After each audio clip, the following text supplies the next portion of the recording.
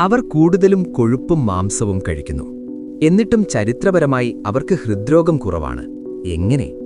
വടക്കൻ Canada, Greenland, അലാസ്കയുടെ ചില ഭാഗങ്ങൾ എന്നിവിടങ്ങളിലെ ആർട്ടിക് പ്രദേശങ്ങളിൽ താമസിക്കുന്ന തദ്ദേശീയ സമൂഹങ്ങളാണ് ഇന്യൂട്ട് ജനത.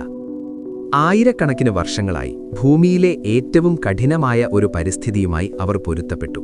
അവിടെ താപനില മരവിപ്പിക്കുന്നതിലും വളരെ താഴെയാകുകയും ശൈത്യകാലത്ത് മാസങ്ങളോളം സൂര്യപ്രകാശം അപ്രത്യക്ഷമാവുകയും ചെയ്യും.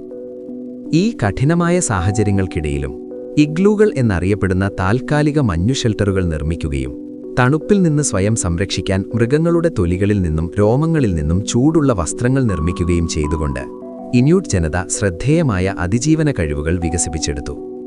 അവരുടെ പരമ്പരാഗത ജീവിതശൈലി കടലുമായും മഞ്ഞുമായും അടുത്ത ബന്ധപ്പെട്ടിരിക്കുന്നു.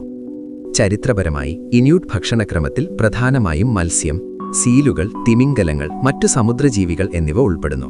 ഇത് തണുത്തുറഞ്ഞ താപനിലയിൽ അതിജീവിക്കാൻ ആവശ്യമായ ഉയർന്ന അളവിലുള്ള കൊഴുപ്പും പ്രോട്ടീനും നൽകുന്നു. രസകരമെന്നു പറയട്ടെ, ഈ ഉയർന്ന കൊഴുപ്പ് ഭക്ഷണക്രമം പരമ്പരാഗതമായി ഉയർന്ന തോതിൽ കഴിക്കുന്നുണ്ടെങ്കിലും ഇത് ഹൃദ്രോഗത്തിന് കാരണമായില്ല. സമുദ്രഭക്ഷണങ്ങളിൽ കാണപ്പെടുന്ന ഒമേഗ-3 ഫാറ്റി ആസിഡുകളും അവയുടെ ശാരീരികമായി സജീവമായ ജീവിതശൈലിയും കാരണമാകാമത്. നായ്ക്കൾ വലിക്കുന്ന സ്ലെഡുകൾ ഉപയോഗിച്ച് വേട്ടയാടൽ, മീൻപിടുത്തം, ഐസിലൂടെ സഞ്ചരിക്കൽ എന്നിവ വളരെ കാലമായി ഇന്യൂട്ട് സംസ്കാരത്തിന്റെ അനിവാര്യ ഭാഗങ്ങളാണ്.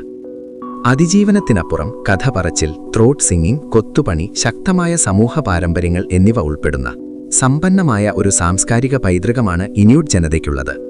കാലാവസ്ഥാ രീതികൾ, കടൽപ്പാളികൾ, വന്യജീവികൾ എന്നിവയെക്കുറിച്ചുള്ള അറിവ് തലമുറകളിലൂടെ കൈമാറ്റം ചെയ്യപ്പെട്ടിട്ടുണ്ട്. ഇത് ആർട്ടിക് പരിസ്ഥിതിയുമായി ഇണങ്ങി ജീവിക്കാൻ അവരെ സഹായിക്കുന്നു.